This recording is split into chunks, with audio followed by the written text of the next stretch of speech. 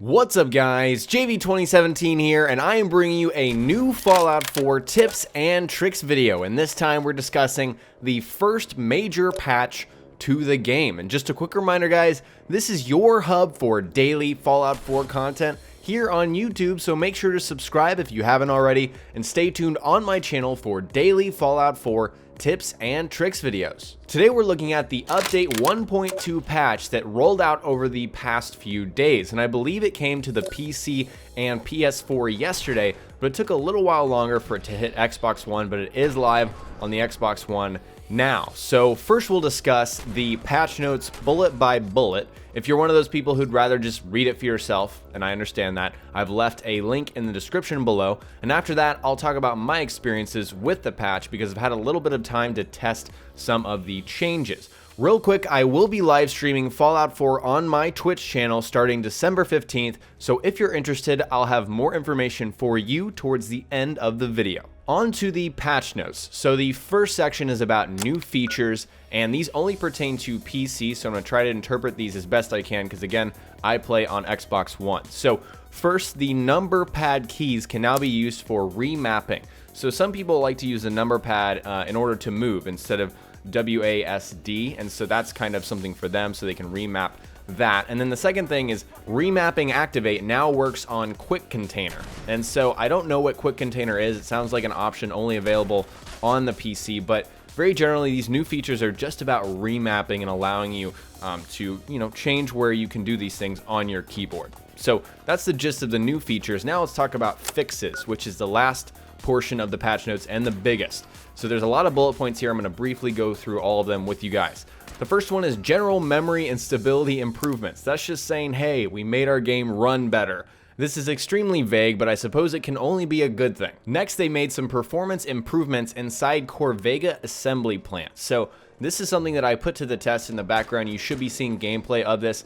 And inside, I noticed there were no graphical hitch-ups, no loss of frame rate, no real performance issues when I was inside on a console. Now, there are still issues outside, but again, they didn't address that. They only say improvements to the inside. So I didn't honestly notice any problems inside Corvega before, but hopefully that helps some of you guys that were having issues there.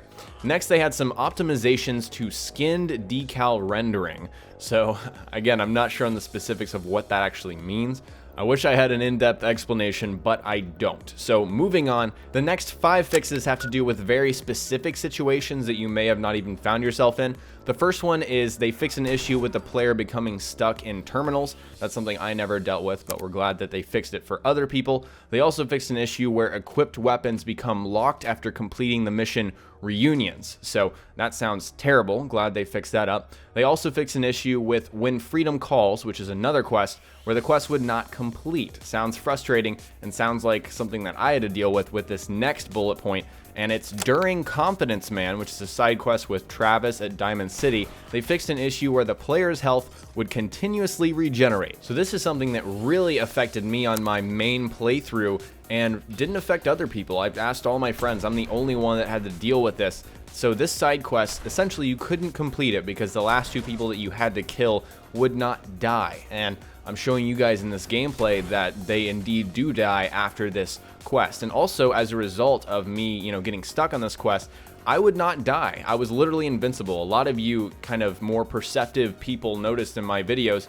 there were instances where I should have died. I fell off of a freaking building and then my health went all the way down and then the game kind of pauses for a second and then my health is all the way back up. So that was a big glitch that affected me, for the past month, but I'm glad it's over with. Now I can actually experience the game, being difficult, because I didn't even pick up stim packs. It was at that point where I was like, it doesn't even matter. So I'm glad they fixed that. And also, you're able to complete the Confidence Man quest now, which is nice. I was really annoyed to have that in my quest log just stuck there. Finally, I could complete it. The next fix relates to a game crash whenever you jump into water and then try to reload a save game. So, pretend you jump into water and then you go into your menu, try to load something up from before. Apparently that would crash the game. So that's fixed now, no more of that. And then the final fix that they talk about is where the launcher, so this is on PC, would not save the God Rays quality setting properly. So that was causing some issues for you PC folk but that is now resolved. There's no more of that. So that marks the end of the official patch notes, but Bethesda made some additional hidden changes that they didn't exactly point out. So those are to remove the unlimited cap exploit. So this is something I didn't cover on my channel. I don't like to cover these major exploits, but this was involving ammunition, and there was a way you could buy ammunition and pretty much generate unlimited caps for your character. You can no longer do that on, older versions of the game. And they also got rid of some other small exploits. I'm not going to list them off, but other things that people were taking advantage of, they kind of got rid of those. And also, this patch broke some mod support on PC.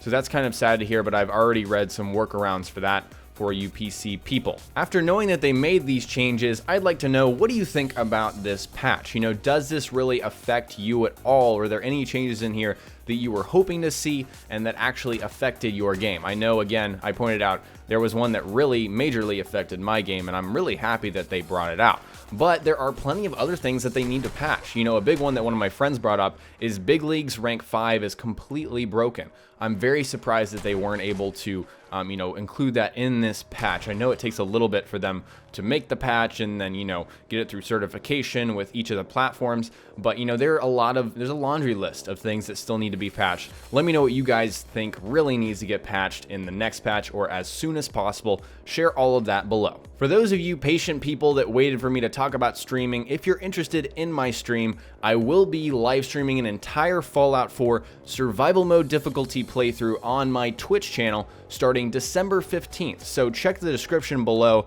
for a link to my Twitch channel so you can follow me there and get updates on when I am streaming. We'll be playing Fallout for at least 3 hours every single day for a solid month, and I'll be giving away 1 copy of Fallout 4 on Xbox One to a lucky viewer at the end of my first stream only on December 15th. So I'm still working on an exact streaming schedule, but once I've got it all figured out, I will let you all know and put it in the description of my videos. So I hope you are looking forward to that. Alright guys, today I shared my thoughts on the update 1.2 patch notes for Fallout 4, and next time we will cover more Fallout on my channel, so stay tuned for daily Fallout 4 tips and tricks videos, and remember that this is your one-stop shop for Fallout 4 content on YouTube. If you learned something new, remember to hit that like button, I would really appreciate it, and don't forget to subscribe for more unique weapon guides, build guides, and general tips and tricks videos. Talk to you guys next time, peace.